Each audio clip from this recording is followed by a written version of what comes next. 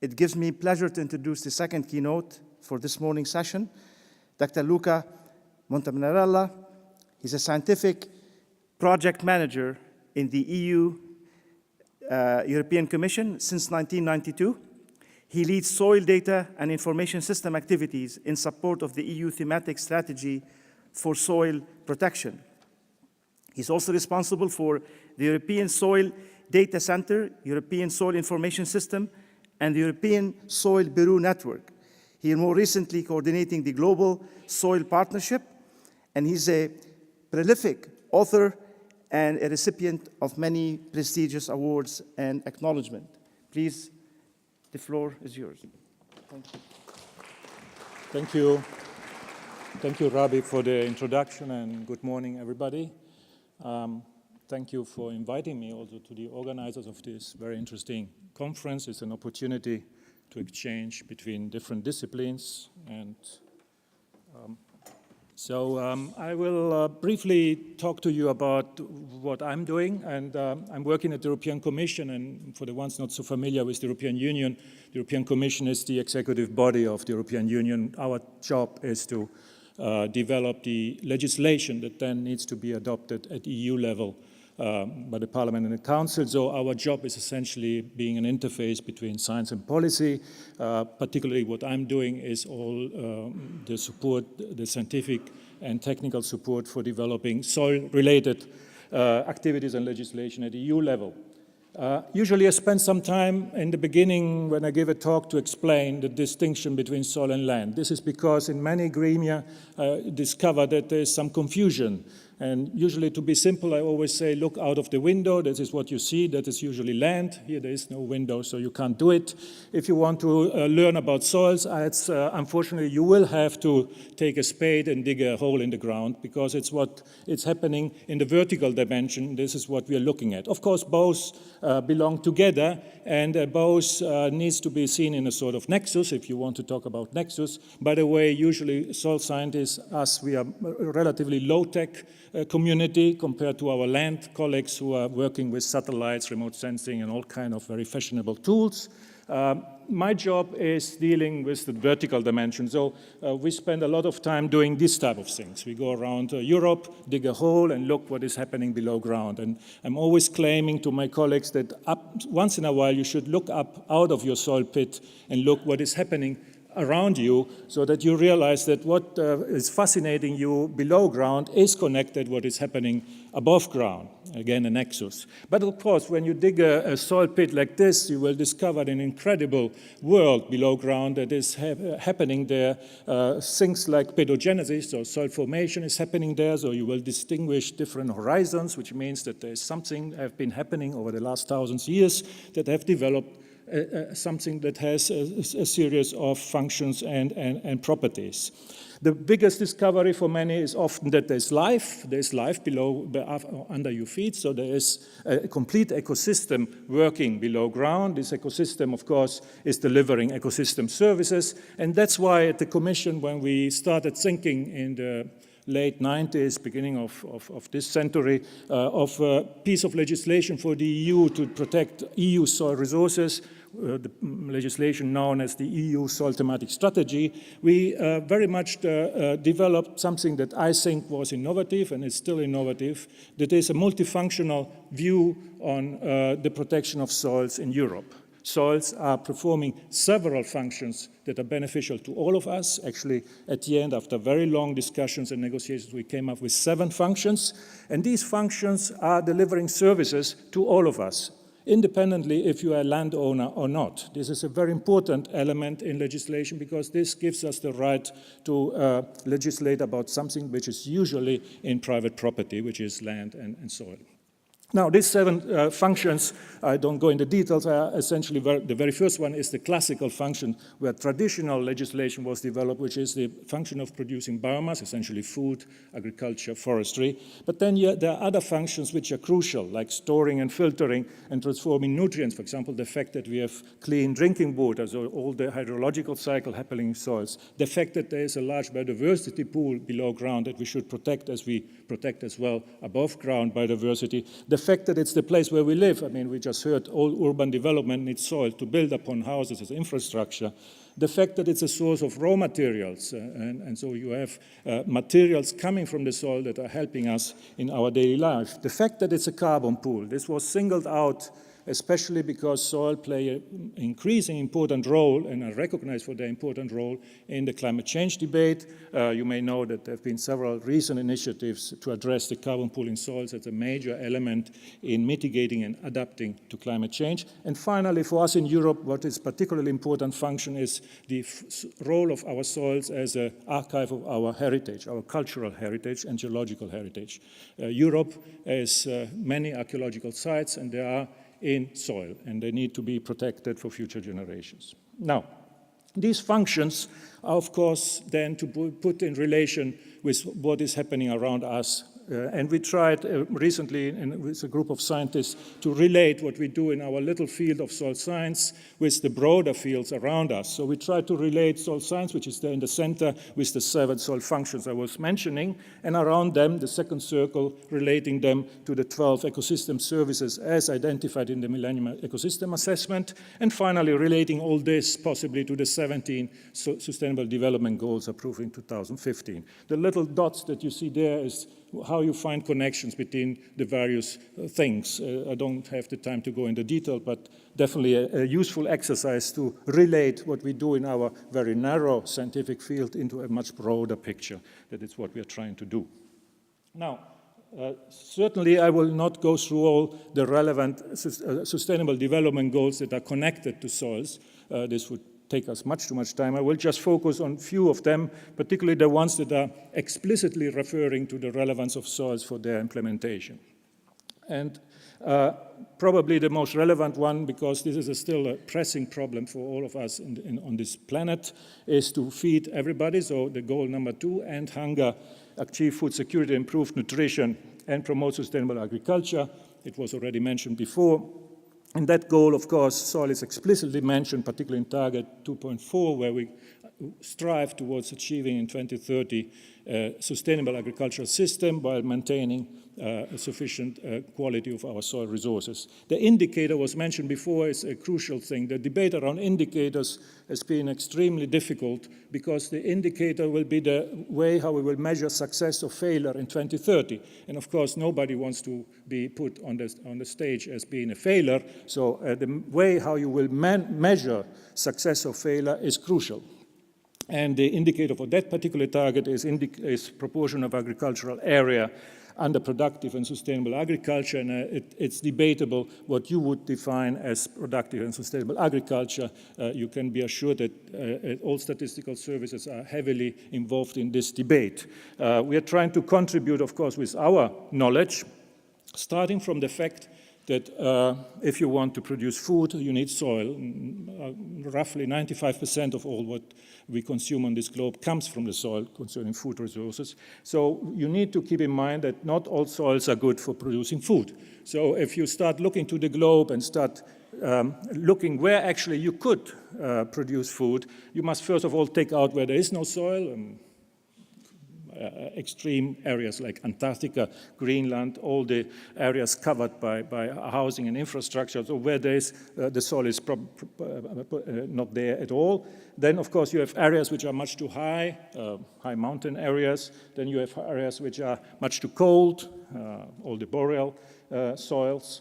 Affected by permafrost, the areas which are much too hot, all the areas of the desert areas which are well known, or areas which are much too dry, and also this you need to take out, areas which are having very shallow soils, those soils which are have a thickness which is not sufficient, areas which have soils which are salt affected, particularly in some inland areas, soils which are too acid because these are usually coniferous forests, so relatively acid soils that are not easy to put under cultivation. And finally, you get also soils which are too wet, soils in tropical areas where probably you mostly have tropical crops. At the end, you come up with an area which is looking like this. Doesn't mean that you can't do agriculture elsewhere. You can, of course, but you need to put quite substantial technology in order to cultivate in the middle of the Sahara Desert. You can do it, but it's not really a very sustainable way of cultivating soils. So if we come back to the indicator, probably if you're doing agriculture in a non-sustainable way, you are doing it on the wrong soil resource, because that's where you need to do things which are not very sustainable. So roughly we have between 30 and 80% of our land surface that is useful for doing what we eat every day, or producing what we eat every day here on this planet. Now, that's why we spend so much time in finding an indicator for measuring soil quality. We have our statistical service that is doing this with the help of us. We are developing a composite indicator of soil quality, taking into account the multifunctionality that I was mentioning. I don't go into detail, and I would like to briefly also mention other sustainable development goals which are explicitly linked to soils. It's not only important how much we produce, it's also important the quality of the food we produce. And so goal number 3 is explicitly making reference to soil contamination. This is because it's the goal about ensuring healthy lives and promote well-being for all of us at all ages.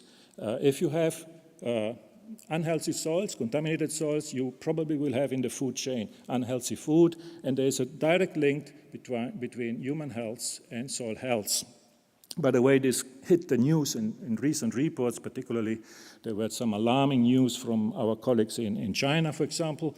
There were several initiatives by the World Health Organization to assess contaminated sites and their relation to human health.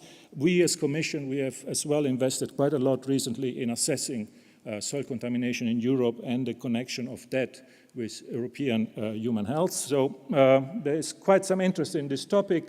By the way, talking about our relation with China, we very recently, not so recently actually, already since 5-6 years, operate a very close collaboration with our Chinese colleagues. I'm mentioning this because I realize there are many Chinese colleagues in the audience.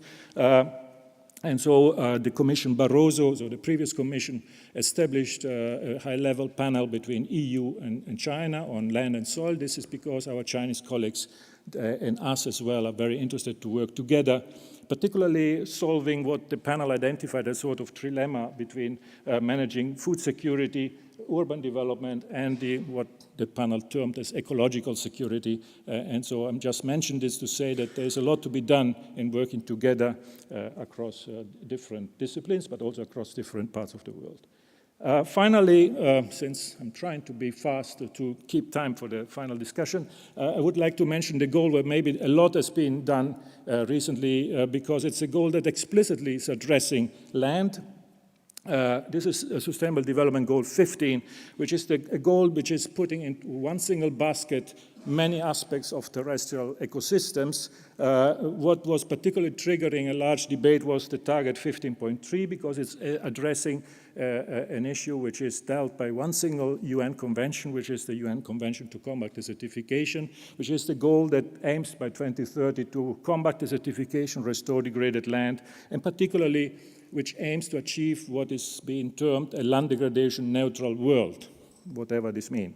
The indicator that was finally agreed is the proportion of land that is degraded over the total land area. And there's a huge debate now going on, what is degraded land? Of course, in Germany, it's a different perspective of what land is degraded from China or from other parts of the world.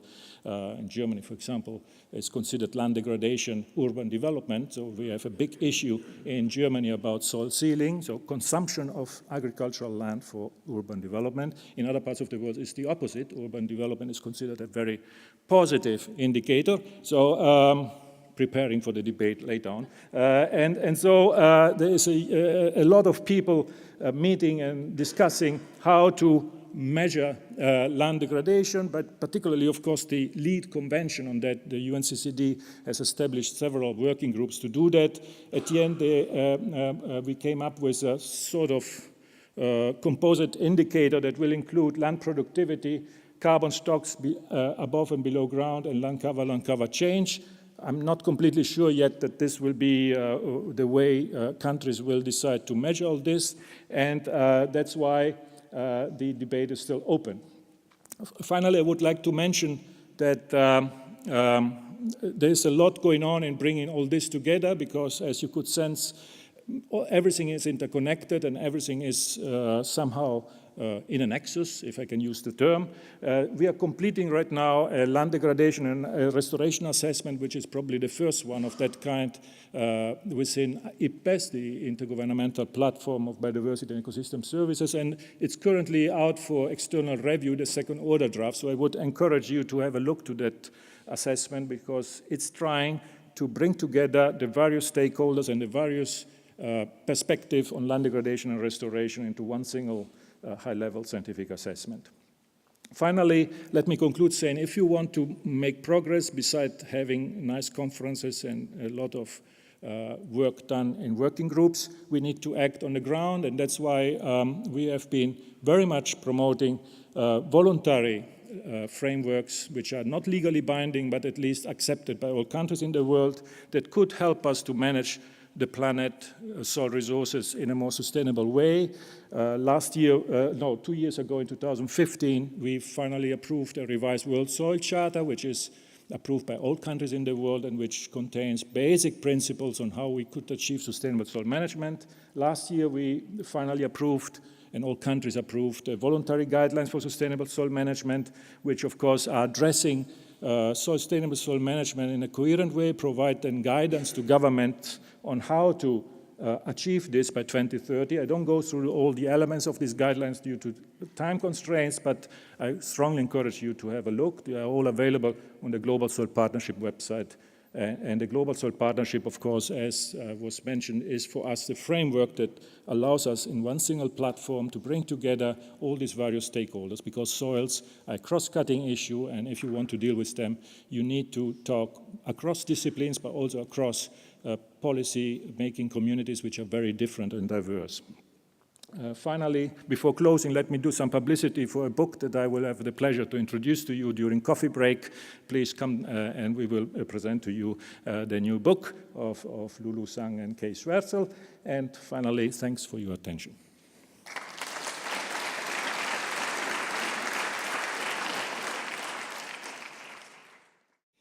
The two worlds have very little opportunity to meet. We have two distinguished scientists in their own right in both sides of the spectrum, and soils urban dialogue that it's an opportunity not to miss. I'd like to just open the discussion with a challenge. We do have 9 billion people. A lot of those people are projected to live in cities, so we have the infrastructure to build for them, but we also have the responsibility to protect land and soil from degradation and poor quality. That's a rare opportunity. We have two experts to join that dialogue. The discussion is open for the audience, please. Can I make a point?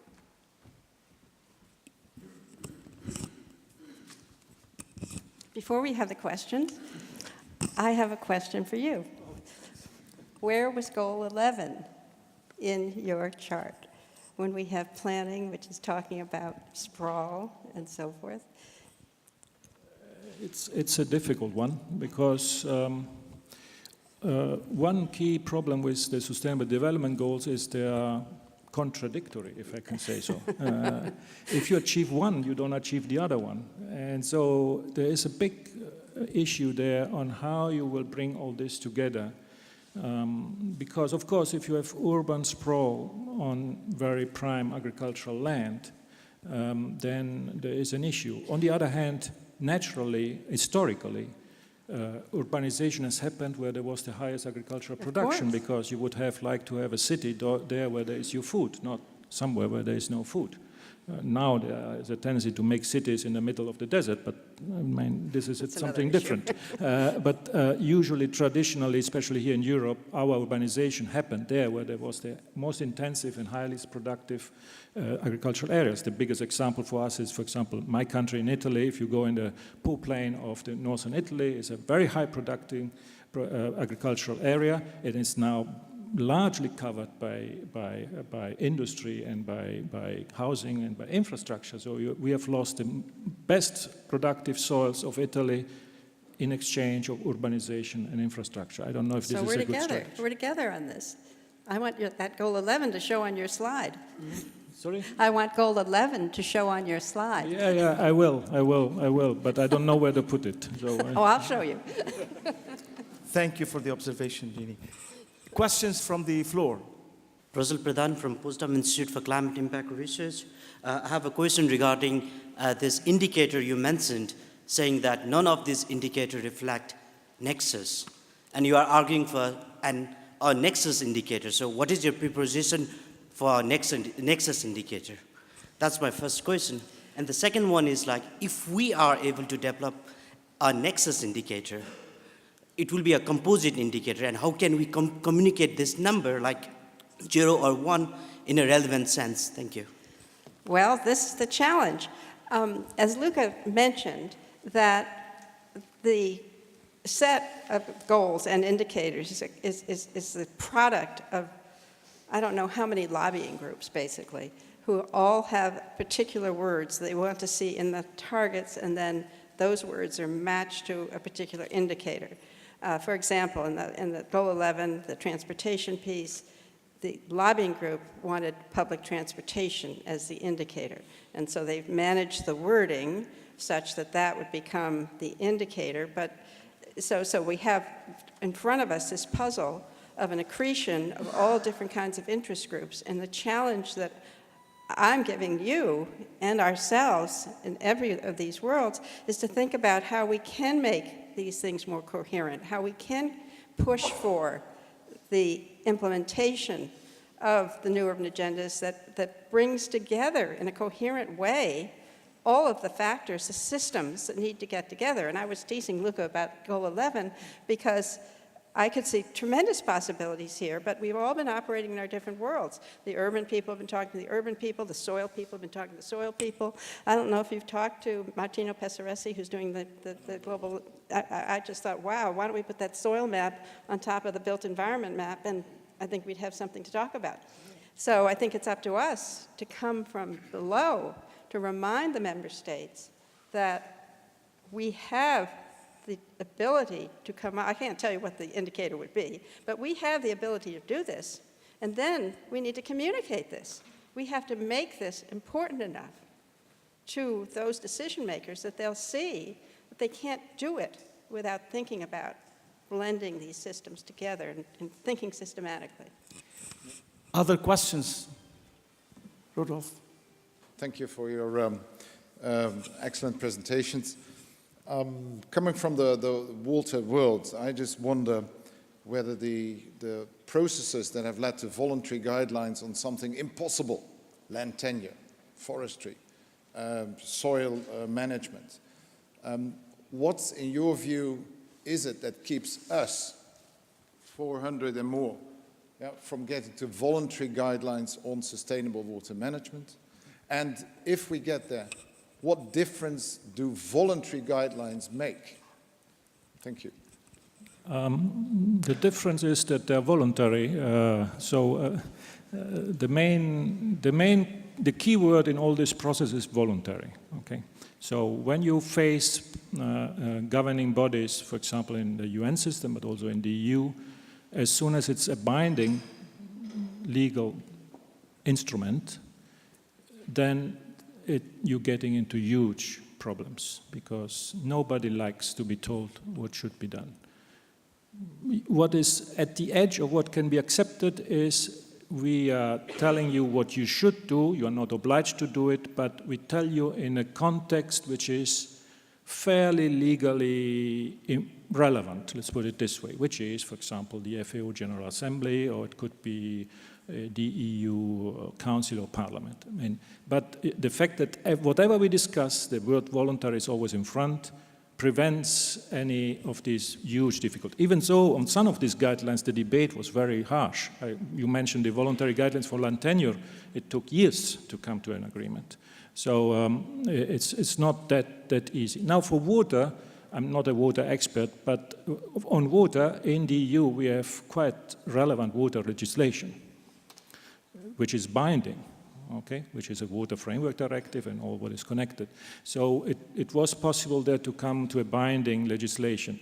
For the ones who are not familiar with the EU, in the EU we failed to have a binding legislation on soils, with strong oppositions from five member states, including the one hosting us here, Germany, because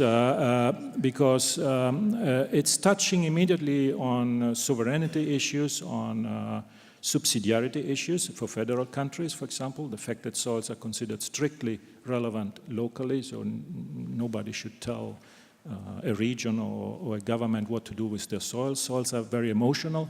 You have been fighting wars for that, for getting your national soil. So it's not an easy topic. So I would say on water, at least in the EU, you have legislation. At UN level, probably it would be difficult because, exactly for that reason, because most UN members have water legislation, so it would be maybe more difficult, but I'm not an expert in water, so but definitely there is no reason not to make an attempt, but you should maybe discuss it with the expert of water in the water UN system. I'm sure there are plenty. Yeah. Could I also mention that we really need to unite the technical with the political, and this is what you were talking about, that it's extraordinarily important to involve stakeholders in the beginning, the middle, and the end. And in the end, it's the stakeholder communities, however you define them, and they ought to be large, that are going to push the member states to be thinking about the things we want them to think about. So that's why the voluntary piece, when we say voluntary, you have to associate that with the stakeholders. Thank you. Next question, please. I think in order to avoid double work, maybe it is useful to make a link in this discussion to the UNEC Water Convention, because there we have already a framework which is a kind of soft law and which has like a model the EU water legislation. It's more voluntary than binding, I would say, but it has been open to all countries some years ago. And I think if we start to link maybe these guidelines, there's no need to create a new guideline for water, but to link to this framework. I think this would be very useful. And in fact, in our Nexus program for the EU water Nexus dialogues, they are strongly involved. They have also a Nexus task force within the Water Convention, so there are good possibilities to link up the water regulation or guideline issue from this point to your soil and maybe also to the greenhouse gas emission issue and yeah, to make the links on that basis. Thank you. Other questions? From the University of West of England. So I see SDGs as a really big global enterprise of, big quantitative targets for the whole world. I'd like to ask about small level solutions, so, city solutions, so things like permaculture, urban agriculture, who are just at fringes of the research, and, how would you bring them to the United Nations level of, interest or quantification? Thank you. Small-scale solutions are very much within the framework of what we're talking about. They have to be related back, if we're going to measure progress, they have to be related back to these indicators again. So we have to find ways to interpret the small scale relative to the indicators. But the progress is expected on multiple levels, everything from the national to the regional to the local to the neighborhood level, particularly when you're talking about the city's activities in terms of how we deal with informal settlements, of which some billion people are living in those areas, and the solutions are not going to be large-scale solutions.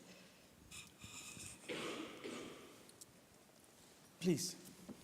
Karl-Heinz Feger, TU Dresden. As a soil scientist, I was really amazed about your short introduction into soil science, showing the functionality and the third dimension of land, and also the fourth dimension, the development of soils, and which also a part of our cultural history. And then you focus on three SDGs, food, hunger, then pollution, as well as terrestrial ecosystem. I missed a little bit the water. SDG 7 is clean water. And I, as a soil scientist, at the same time as a hydrologist, I see the close relationship between soils and water. Without healthy soils, you won't have clean water. You're getting it from all directions. No, I cannot agree more. I'm simply picked out three. I also picked out three because there, if you do your search of the soil word, you will find soil explicitly mentioned. Unfortunately, in the water SDG, soil is not explicitly mentioned. Even so, as soil scientists, we know very well that there's a very close relation between managing, especially, of course, water resources in the groundwater and the whole hydrological cycle and soils. I mention it in the functions because we in the EU recognized this when we developed the EU soil thematic strategy. Actually, it was a big debate how to integrate our legislation on soils with our existing legislation on water, because, as you know, we have a groundwater directive in Europe, which is regulating how we manage groundwater resources in the EU, and we had to find a way to bring all this together. But you're perfectly right, and sorry if I didn't make too much of a nexus to the water part, but I'm aware.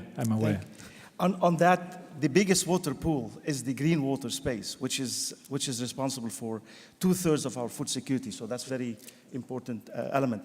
I'd like to close. We'll take a very quick question before closing. Regarding cities and Nexus, very nicely laid out in the new urban agenda, what the opportunities are. But what is your experience on the ground? Yesterday we had the debate on, is the Nexus too complex to be implemented, and how does it play out in cities? And one comment on the EC convention on transboundary water courses, that of course relates to transboundary water courses, and in that sense it also has a restriction. Thanks. This is where our work is on the ground. I mean, conceptually, we have it. I mean, it could be perhaps refined conceptually, but getting the action on the ground is really where the work is. So this is where we need to bring together the two worlds that we represent here. We need to talk to each other. We need to think about the implications of what's happening on the ground and how we can unify together to move towards the goals that we think are appropriate. Thank you. I'd like to close with 1 minute for each of the panelists on the challenge that we have in front of us with that continuum we talked about earlier. Are we providing enough incentives for people to stay where they are, to protect the land, to protect the degradation? And are we giving them the false hope about moving into megacities and create more slums and a need for additional infrastructure? What's your comment on that? Well, I emphasized in my talk that the Goal 11 is about cities and human settlements. So we need to think about the full array of the way people live. Megacities represent only 12% of the population, a very, very low percent of the population when you think about it. We have cities of varying sizes and varying activities that need to be made sustainable. They need to be made sustainable economically, socially, environmentally. And the environmental part, which is what we're particularly concerned about here, is absolutely critical when we think about cities of different size. How we protect the fertile land around them, how we create the economies where people can live in different sized cities. That's what we have to think about. Thank you. Luca. No, definitely. We need to, coming back to taking action on the ground, if what we're all doing here and all this big debate around SDGs doesn't actually facilitate action on the ground, I think we have failed. And there's a big risk, unfortunately, that this SDG process, if I can call it like this, became highly self-referential within the community dealing with SDGs. And we have a lot of talking about it. We will probably have a lot of debate about indicators, and then we will come up in 2013 sitting here again and maybe again discussing that there's a problem with land degradation, that there's a problem with water management. So we need to be really to bring this process to be active and really changing things on the ground, if we don't succeed on that, I'm not very optimistic. The indicator business is an element of it. That's why it's so politically sensitive, because of course, if we choose an indicator framework which is allowing everybody to continue business as usual, which is essentially what everybody would like to do, so then nothing will happen. So if we have an indicator system that forces actors to change their behavior because it is actually measuring success or failure, then maybe we will do some progress. Well taken point. What's your comment on, are we doing enough to maintain human activity settlement on protecting the land where people should remain there for land protection? I think we are moving quickly towards a different world. This is no doubt. You have big migration movements that will change the population distribution. There's a lot going on, I must say, on the ground, and it's, in my view, extremely disconnected to what we are talking about in our circles. So we need to reconnect to reality. That's why I'm very scared, for example, by all kind of movement going beyond facts, so-called post-factual attitudes. So I think we need to go back to look what is actually happening on the ground. Otherwise, we end up in talking very much on virtual reality, but in reality, the reality has taken over somewhere else, and we are still sitting here. So, thank you, thank you, thank you for excellent comments and presentations, and thank you for your attention.